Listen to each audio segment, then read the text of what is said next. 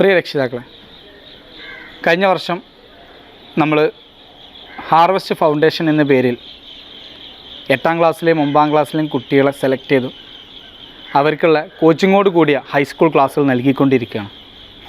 നമ്മളുടെ കുട്ടികൾ ഒരുപാട് ദൂരം സഞ്ചരിച്ച് തുടങ്ങിയിട്ടുണ്ട്. ഒരുപാട് പ്രയാസങ്ങളും ഒരുപാട് പോരായ്മകളും മനസ്സിലാക്കി ഒബ്ജക്റ്റീവ് എക്സാം എന്താണ്, എങ്ങനെയാണ് എക്സാം എഴുതുക, എങ്ങനെയൊക്കെയാണ് അവർ കാര്യങ്ങൾ ചെയ്യുന്നതൊക്കെ പഠിച്ചുകൊണ്ടിരിക്കുന്ന സമയമാണ്.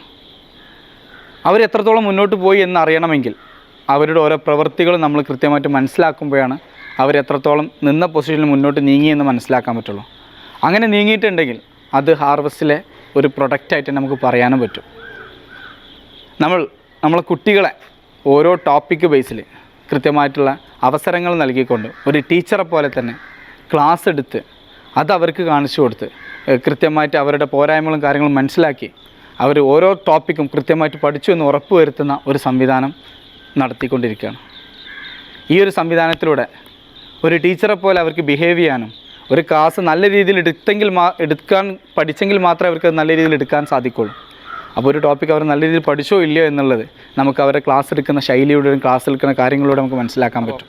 നമ്മളെ മക്കൾ ഓരോ ടോപ്പിക്കും ചെറിയ ചെറിയ ടോപ്പിക്കാക്കി അവരത് പ്രിപ്പയർ ചെയ്ത് ഓരോ ടീച്ചറും ക്ലാസ് എടുക്കുന്ന പോലെ ആത്മാർത്ഥമായിട്ട് ക്ലാസ് എടുക്കുന്ന ഒരു വീഡിയോ ആയിട്ട് നമ്മൾ രക്ഷിതാക്കളിലേക്ക് എത്തിക്കുകയാണ് ചെയ്യുന്നത്.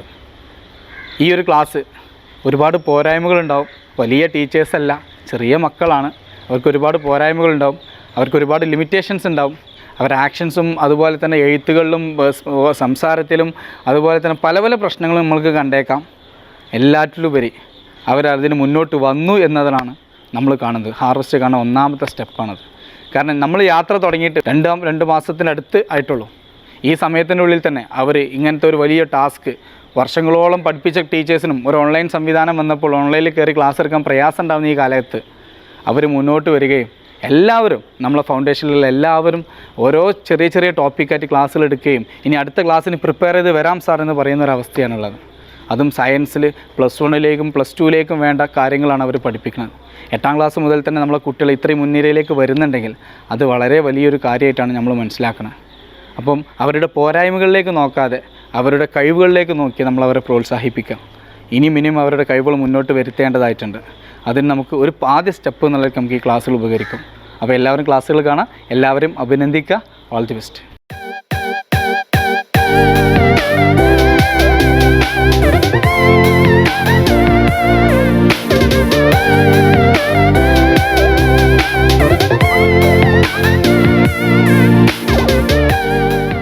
ഹായ്, എൻ്റെ പേര് സിറാജ്. ഞാൻ ഹാർവസ്റ്റ് ഫൗണ്ടേഷൻ 9ാം ക്ലാസ്സിൽ പഠിക്കുന്നു. ഇന്ന് നമ്മൾ കെമിസ്ട്രിയിലെ materials, metals and non metals എന്ന ചാപ്റ്ററാണ് എടുക്കാൻ പോകുന്നത്. അതിൽ ഫസ്റ്റ് സെക്ഷനാണ് മാറ്റർ. മാറ്റർ എന്ന് പറഞ്ഞാൽ anything has mass and occupy space is called matter. എന്ന് പറഞ്ഞാൽ ഒരാൾക്ക് നിൽക്കാൻ സ്പേസും മാസും ഉണ്ടെങ്കിൽ അതിന് പറയുന്ന പേരാണ് മാറ്റർ. അടുത്ത നമ്മൾ പറയാൻ പോകുന്നത് ആറ്റം.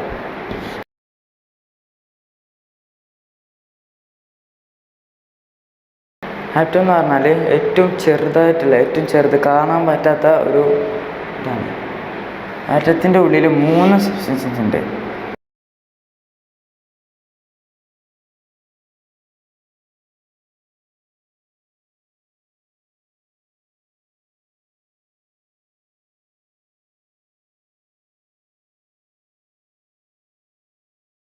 ആറ്റത്തിൻ്റെ ഉള്ളിൽ 3 ആൾക്കാരുണ്ട്. ഒന്ന് പ്രോട്ടോൺ, പ്രോട്ടോൺ എന്നാൽ പോസിറ്റീവായിരിക്കും. രണ്ടാമത് ഇലക്ട്രോണാണ്. ഇലക്ട്രോൺ എന്ന് പറഞ്ഞാൽ നെഗറ്റീവായിരിക്കും. മൂന്നാമത് ന്യൂട്രോണാണ്. ന്യൂട്രോൺ എന്ന് പറഞ്ഞാൽ ചാർജ്ലെസ് ആയിരിക്കും. നമ്മൾ പറയാൻ പോകുന്നത് മാറ്റർ 2ആയിട്ട് തിരിച്ചതാണ്: ഫിസിക്കൽ ക്ലാസിഫിക്കേഷനും കെമിക്കൽ ക്ലാസിഫിക്കേഷനും. ഫിസിക്കൽ ക്ലാസിഫിക്കേഷൻ എന്ന് പറഞ്ഞാൽ കാണാൻ പറ്റുന്ന ഒരു ഇതിനാണ് ഫിസിക്കൽ ക്ലാസിഫിക്കേഷൻ എന്ന് പറഞ്ഞാൽ. ഇപ്പോൾ സോളിഡ് എന്ന് പറഞ്ഞാൽ ഒരു പാർട്ടിക്കിൾ ക്ലോസ്ലി പാക്ക്ഡ് ആയിരിക്കും.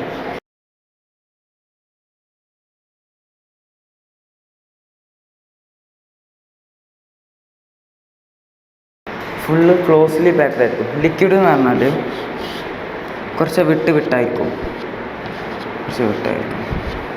ഒരു വാട്ടർ സ്റ്റേറ്റ് ആയിരിക്കും. ഗ്യാസ് എന്ന് പറഞ്ഞാൽ ഭയങ്കരമായിട്ട് ഡിസ്റ്റൻസ് ഉണ്ടാകും. അത് ഗ്യാസാണ്. അടുത്ത നമ്മൾ കെമിക്കൽ ക്ലാസിഫിക്കേഷൻസ് ആണ് പറയുന്നത്. കെമിക്കൽ ക്ലാസിഫിക്കേഷൻ എന്ന് പറഞ്ഞാൽ കൂടിച്ചേരാൻ റിയാക്ഷൻ ചെയ്യാൻ പറ്റുന്ന ക്ലാസിഫിക്കേഷനാണ് കെമിക്കൽ ക്ലാസിഫിക്കേഷൻ എന്ന് പറയുക. അതിൻ്റെതാണ് പ്യുവർ സബ്സ്റ്റൻസ്. പ്യുവർ സബ്സ്റ്റൻസ് എന്ന് പറഞ്ഞാൽ എക്സാമ്പിൾ നമ്മളൊരു ബക്കറ്റിൽ വെള്ളം എടുത്താൽ അതിൽ വെള്ളം മാത്രമേ ഉണ്ടാവുള്ളൂ. വെള്ളം മാത്രമുള്ളതിനാണ് നമ്മൾ പ്യുവർ സബ്സ്റ്റൻസ് എന്ന് പറയുക. അതിൽ ഒരു ഇത് മാത്രമേ ഉണ്ടാവുള്ളൂ, അതിനാണ് പ്യുവർ സബ്സ്റ്റൻസ് എന്ന് പറയുക. മിക്സ്ചർ എന്ന് പറഞ്ഞാൽ എക്സാമ്പിളിന് നമ്മളൊരു ഗ്ലാസ്സിൽ വെള്ളം ഇട്ട് ആ വെള്ളത്തിലേക്ക് കുറച്ച് പഞ്ചസാര ഇട്ടാൽ അത് മിക്സ്ചറാവും, 2 ആവും, അപ്പം മിക്സ്ചറാകും അത്. അടുത്തതെന്ന് പറയുന്നത് എലമെൻ്റാണ്. എലമെൻ്റ് എന്ന് പറഞ്ഞാൽ ഒരു ഇത് മാത്രമുള്ളതിനാണ് എലമെൻ്റ് എന്ന് പറയുക. അതെന്ന് പറയുന്നതാണ് മെറ്റലും, അതിൻ്റെതാണ് മെറ്റലും നോൺ മെറ്റലും മെറ്റലോയിഡും. അടുത്തത് കോമ്പൗണ്ട്. കോമ്പൗണ്ട് എന്ന് പറഞ്ഞാൽ 2 കൂടി ചേരുന്നതിനാണ്. അതിൻ്റെ 2 ഓർഗാനിക്കും ഇനോർഗാനിക്കും. ഓർഗാനിക് എന്ന് പറഞ്ഞാൽ ജീവനുള്ള വസ്തു, ജീവനുള്ളതിനാണ് ഓർഗാനിക് എന്ന് പറയുക. ഇനോർഗാനിക് എന്ന് പറഞ്ഞാൽ ജീവനില്ലാത്ത വസ്തു, ബോഡി ഇതിനൊക്കെയാണ് ജീവനില്ലാത്ത വസ്തു ഇനോർഗാനിക് എന്ന് പറയുക. അടുത്ത നമ്മൾ ഫിസിക്കൽ പ്രോപ്പർട്ടീസ് ഓഫ് മെറ്റൽസ് ആണ്.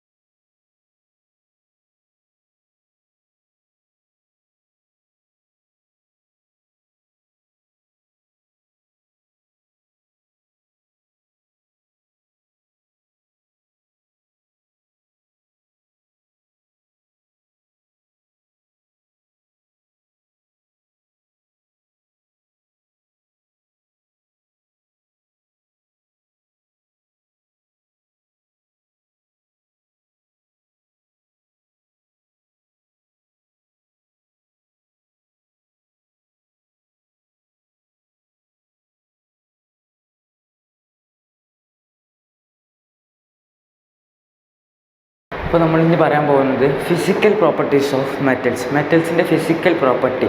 ഒന്നാമത്തത് metals are malleable and ductile. Malleable എന്ന് പറഞ്ഞാൽ അടിച്ച് പരത്താൻ പറ്റുന്നത്. അടിച്ച് പരത്താൻ പറ്റുന്നത് പറഞ്ഞാൽ ഒരു എലമെൻറ്റിനെ അടിച്ച് പരത്താൻ പറ്റുന്നതിനാണ് മാല്യബിൾ. എക്സാമ്പിൾ അലുമിനിയം ഫോയിലൊക്കെ മാല്യബിളാണ്. ഡക്റ്റൈൽ എന്ന് പറഞ്ഞാൽ ഒരു സാധനത്തിനെ വയറാക്കാൻ പറ്റുന്നത്, ഒരു മെറ്റലിനെ വയറാക്കാൻ പറ്റുന്നതിനാണ് ഡക്റ്റൈൽ എന്ന് പറയുക. എക്സാമ്പിളിന് കോപ്പറിൻ്റെ വയറൊക്കെ ഡക്റ്റൈലാണ്. രണ്ടാമത്തത് ദേ are good conductors of heat and electricity. അത് നല്ല കണ്ടക്ടറാണ്. ഹീറ്റിനും ഇലക്ട്രിസിറ്റിക്കും നല്ല കണ്ടക്ടേഴ്സാണ് അവർ. മെറ്റൽസ് നല്ല കണ്ടക്ടേഴ്സാണ്. ദേ ആർ സൊണോറസ് എന്ന് പറഞ്ഞാൽ ഒരു പ്ലേറ്റ് എടുത്തിട്ട് ഒരു സ്റ്റീലിൻ്റെ പ്ലേറ്റ് എടുത്തിട്ട് അതിൻ്റെ ബാക്കിൽ മുട്ടിയാൽ ഒച്ച ഉണ്ടാകും, അതിനാണ് സൊണോറസ്. റിങ്ങിങ് സൗണ്ട് എന്നാണ് വേറെ സൊണോറസ്. നാലാമത്തത് ദേ ആർ ഹാർഡ്. മെറ്റൽസ് ഭയങ്കര ഹാർഡായിരിക്കും. അഞ്ചാമത്തേത് they are solids at room temperature. Room ടെമ്പറേച്ചറിൽ സോളിഡായിരിക്കും. മെറ്റൽസ് റൂം ടെമ്പറേച്ചറിൽ സോളിഡായിരിക്കും. ആറാമത്തേത് ദേ ആർ ലസ്ട്രസ്. ഷൈനിങ് ആയിരിക്കും. മെറ്റൽസ് ഷൈനിങ് ആയിരിക്കും.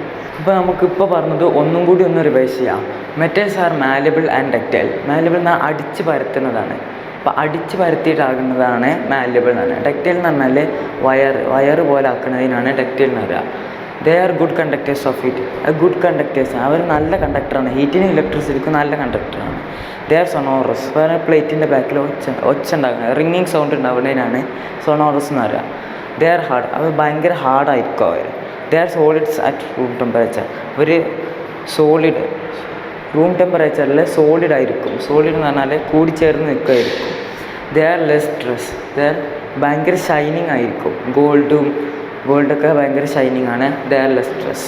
അപ്പോൾ ഇനി പറയാൻ പോകുന്നത് നമ്മൾ physical properties of non metals. അപ്പോൾ നമ്മൾ ആദ്യം മെറ്റൽസിൻ്റെ ഫിസിക്കൽ പ്രോപ്പർട്ടീസൊക്കെ പറഞ്ഞു. ഈ നോൺ മെറ്റൽസിൻ്റെ ഫിസിക്കൽ പ്രോപ്പർട്ടീസാണ് പറയാൻ പോകുന്നത്.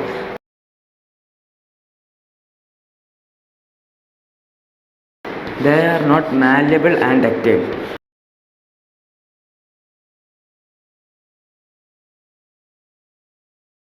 They are not malleable and ductile.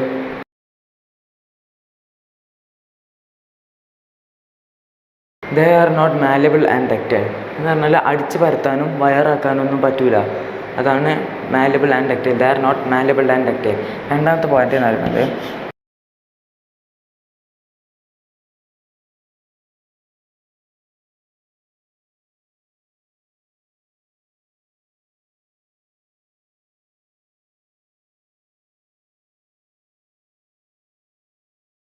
They are bad conductors of heat and electricity. അവർ ബാഡ് കണ്ടക്ടറാണ്. ഹീറ്റിനും ഇലക്ട്രിസിറ്റിക്കും അവർ ബാഡ് കണ്ടക്ടറാണ്. നോൺ മെറ്റൽസ് ബാഡ് കണ്ടക്ടറാണ് ഹീറ്റിനും ഇലക്ട്രിസിറ്റിക്കും. മൂന്നാമത്തെ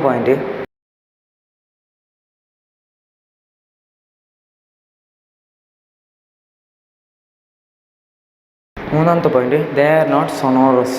ഒച്ച അങ്ങനത്തെ ഒന്നും ഉണ്ടാവില്ല. സൊണോറസ് അല്ല. നാലാമത്തെ പോയിന്റ്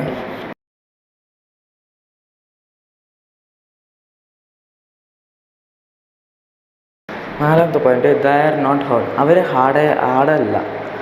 ഹാർഡല്ല. നോൺ മെറ്റൽസ് ഹാർഡല്ല എന്നാണ് പറയുന്നത്. അഞ്ചാമത്തെ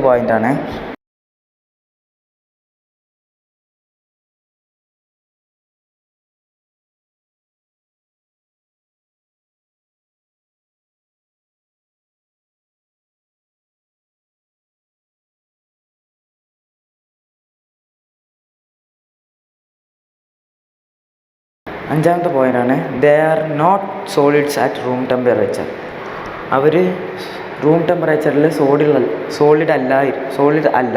റൂം ടെമ്പറേച്ചറിൽ അവർ സോളിഡ് അല്ലായിരിക്കും. ആറാമത്തെ പോയിന്റ്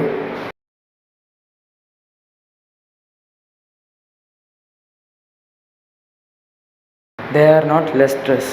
അവർ ഷൈനിങ് അല്ലായിരിക്കും, ലസ്റ്റർ അല്ല. അപ്പോൾ ഇതൊക്കെയാണ് നോൺ മെറ്റൽസിൻ്റെ ഫീച്ചേഴ്സ്. ഇപ്പോൾ നമുക്ക് ഒന്നും കൂടി റിവൈസ് ചെയ്യാം. They are not malleable and ductility. അവർ മാലബിളും ഡക്റ്റിലിറ്റി അടിച്ചു വരുത്താൻ പറ്റുന്നതും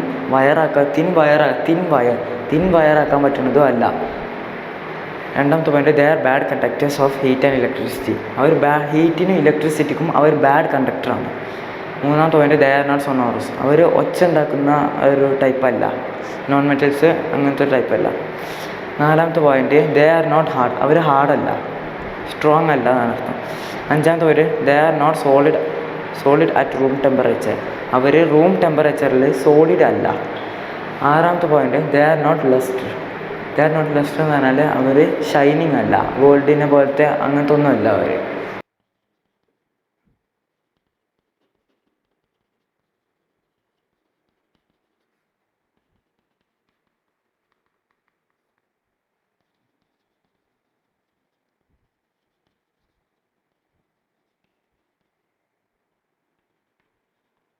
അപ്പോൾ നമ്മൾ മെറ്റൽസും നോൺ മെറ്റൽസും പഠിച്ചു. ഇനി നമ്മൾ പഠിക്കാൻ പോകുന്നത് മെറ്റലോയിഡ്സ് എന്ന് പറഞ്ഞാൽ elements which have both properties between those of metals and non metals. എന്ന് പറഞ്ഞാൽ മെറ്റൽസിൻ്റെയും നോൺ മെറ്റൽസിൻ്റെയും പ്രോപ്പർട്ടീസ്, രണ്ടിൻ്റെയും പ്രോപ്പർട്ടീസ് കാണിക്കുന്നതാണ് മെറ്റലോയിഡ്സ്. അപ്പം എന്ന് പറഞ്ഞാൽ മെറ്റലോയിഡ്സ് എന്ന് പറഞ്ഞാൽ രണ്ടിൻ്റെയും പ്രോപ്പർട്ടി, മെറ്റൽസിൻ്റെയും നോൺ മെറ്റൽസിൻ്റെയും പ്രോപ്പർട്ടി കാണിക്കുന്നതിനാണ് മെറ്റലോയിഡ്സ് എന്ന് പറയുക. അപ്പോൾ നമ്മൾ ഇന്ന് എന്തൊക്കെ എടുത്തു നോക്കാം. നമ്മളിന്ന് ആദ്യം മാറ്റർ എന്താണെന്ന് പറഞ്ഞു, പിന്നെ ആറ്റം എന്താണെന്ന് പറഞ്ഞു, പിന്നെ ക്ലാസിഫിക്കേഷൻ ഓഫ് മാറ്റർ പറഞ്ഞു, പിന്നെ ഫിസിക്കൽ പ്രോപ്പർട്ടീസ് ഓഫ് മെറ്റൽസ് പറഞ്ഞു, പിന്നെ physical properties of non metals പറഞ്ഞു, പിന്നെ മെറ്റലോയിഡ്സ് പറഞ്ഞു. മാറ്റർ എന്ന് പറഞ്ഞാൽ ഒരാൾക്ക് നിൽക്കാൻ സ്പേസും മാസും ഉണ്ടെങ്കിൽ അതിന് പറയുന്ന പേരാണ് മാറ്റർ. രണ്ടാമത്തത് ആറ്റം എന്ന് പറഞ്ഞാൽ ചെറിയൊരു സംഭവമാണ്. അതിൻ്റെ ഉള്ളിൽ 3 ആളുകളുണ്ട്. അതാണ് പ്രോട്ടോണും ഇലക്ട്രോണും ന്യൂട്രോണും.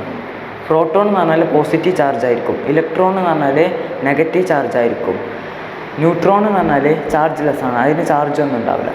പിന്നെ ക്ലാസിഫിക്കേഷൻസ് ഓഫ് മാറ്റർ രണ്ട് തരത്തിലാണ് തിരിച്ചിട്ടുള്ളത്. ഫിസിക്കൽ ക്ലാസിഫിക്കേഷനും കെമിക്കൽ ക്ലാസിഫിക്കേഷനും. ഫിസിക്കൽ ക്ലാസിഫിക്കേഷൻ എന്ന് പറഞ്ഞാൽ കാണാൻ പറ്റുന്നത് എന്ന് പറഞ്ഞാൽ അതിന് തിരിച്ചിട്ടുള്ളത് സോളിഡായിട്ടും ലിക്വിഡായിട്ടും ഗ്യാസ്. സോളിഡ് എന്ന് പറഞ്ഞാൽ കൂടി ചേർന്ന് നിൽക്കുന്നതിനാണ് സോളിഡ് എന്ന് പറയുക. ലിക്വിഡ് എന്ന് പറഞ്ഞാൽ ഒരു വാട്ടർ ടൈപ്പ് ആയിരിക്കും. പിന്നെ ഗ്യാസ് എന്ന് പറഞ്ഞാൽ എയർ പോലെയൊക്കെ ആയിരിക്കും, അതാണ് ഗ്യാസ്. പിന്നെ കെമിക്കൽ ക്ലാസിഫിക്കേഷനാണ് പറഞ്ഞിട്ടുള്ളത്. കെമിക്കൽ ക്ലാസിഫിക്കേഷൻ എന്ന് പറഞ്ഞാൽ റിയാക്ഷൻ ചെയ്യാൻ പറ്റുന്ന, കൂടി ചേരാൻ പറ്റുന്നതിനാണ്. അതിന് പറഞ്ഞിട്ടുള്ളതാണ് പ്യുവർ സബ്സ്റ്റൻസും മിക്സ്ചേഴ്സും. പ്യുവർ സബ്സ്റ്റൻസ് എന്ന് പറഞ്ഞാൽ ഒരു എലമെൻറ്റ് മാത്രമുള്ളതിനാണ് പ്യുവർ സബ്സ്റ്റൻസ് എന്നല്ല.